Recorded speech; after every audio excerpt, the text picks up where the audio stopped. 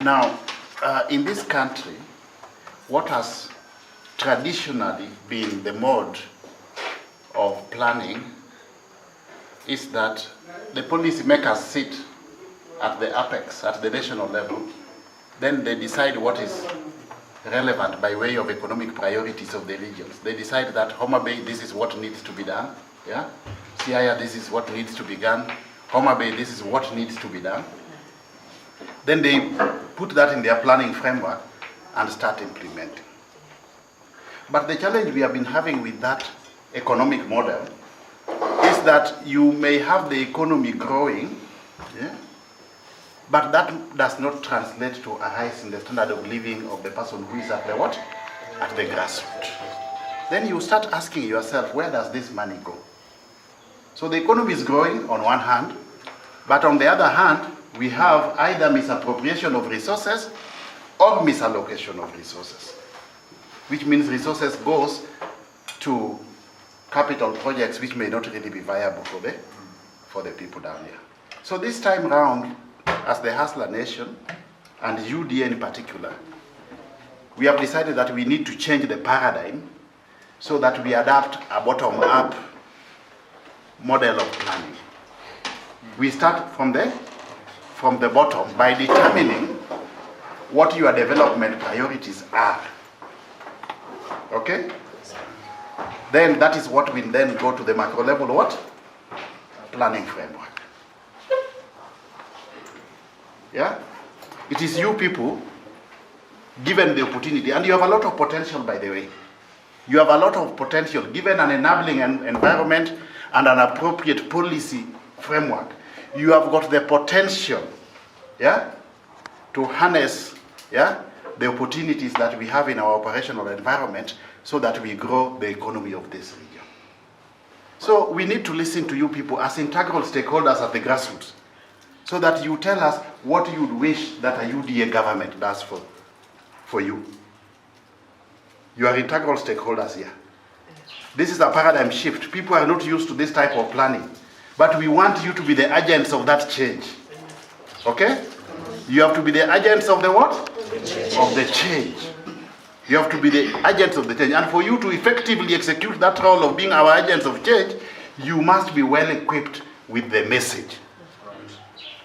Are we together? Yes. Are we together? Yes. That we are not going to continue competing with people in political rhetoric. We are not going to exist in a space where our politics is built around tribal enclaves, yeah?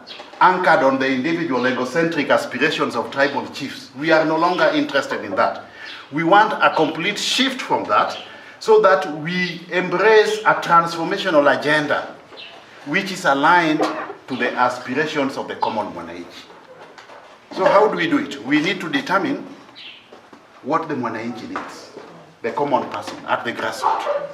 Okay? So that when we are doing our planning framework, we come up with an economic agenda that responds to the needs of the person at the what? At the bottom. So that is the change.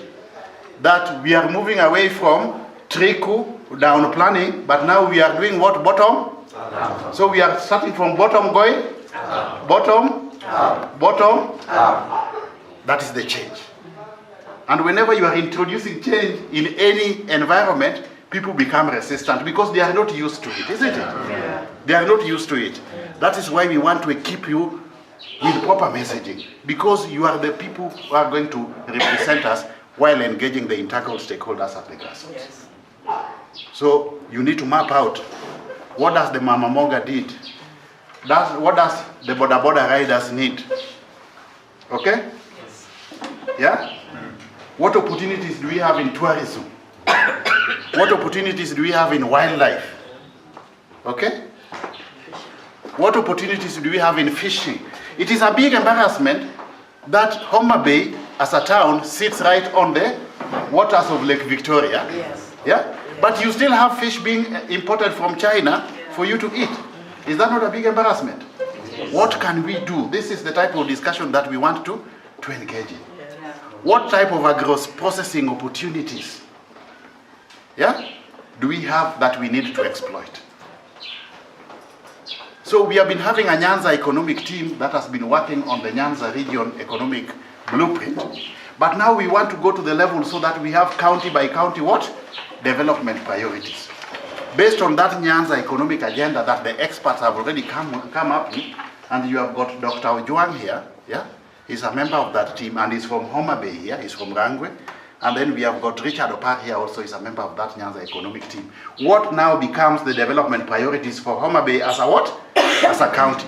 And as we do that, your thinking should be, what should be the development priorities of the constituency you come from?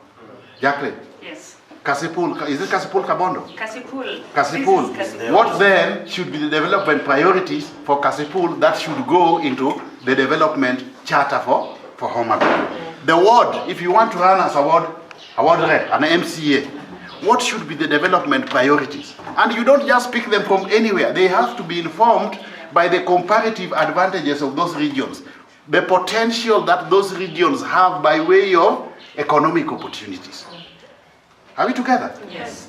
So even when you are campaigning, don't spend too much time engaging the political class. Spend more time engaging the leaders of the value chains. Yes. Yeah? Yes. Meet the itinerary traders. Yeah? Meet farmers. Yes. Meet fishermen. Yeah? That is the paradigm. That is the shift in what? In paradigm. If we do that, such that instead of putting money at the top, we bring money down here. Okay? Yes. Everybody will be able to realize a rise in the standards of the what? Of the living.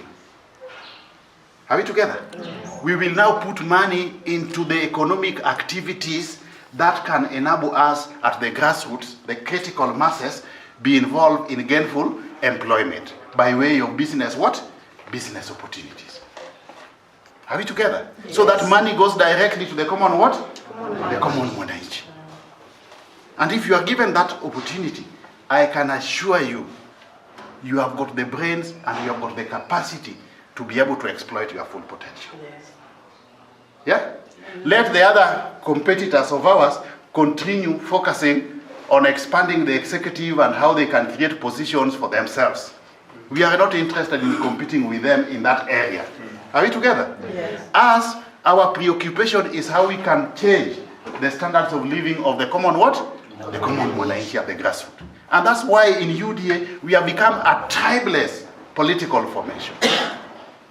A tribeless political formation. We are not thinking in terms of tribes, but we are thinking of how to exploit the diversity, yeah, and turn it into a what? Into a strength.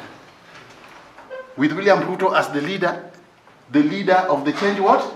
The economic change transformation. Are we together? Yes. So this is why we are here. You are going to talk to the experts. The ideas must come from you people. It must come from you people. Then it gets into the economic blueprint. Once it gets into the economic blueprint for this region, there's going to be what is called a charter for Homabay County. It's like a covenant which you sign. And we are not waiting to get into government, then we tell you, no, this is what we are going to do. No, we want the deputy president himself, once the Homabay economic charter is ready, he will come here and sign a charter with you people, committing a UDA government beforehand to tangible development priorities by way of implementation. And we agree on clear expected deliverables and output indicators on the basis of which the UDA government will be held to account. Are we together? Yes. On the basis of economic parameters, not political parameters. Are we together? Are you seeing the change? Yes. Our focus is on the economy. So we will be evaluated on the basis of attainment of clear economic what? Parameters, clear expected output and output indicators. So when we come back to you again, then you tell us, this is what you promised us, these were the expected output, these were the indicators. Where we have achieved, you give us a tick, isn't it? Yes. Where we have not achieved, you give us a red card. Yes. Are we together? Yes. That is the transformation we want to do in our politics. And that is why how politics is done in the West, holding leaders to account at all levels. If we are going to hold William Ruto as our president to account at the national level, the people who are going to vote for you will also hold you to account by way of what?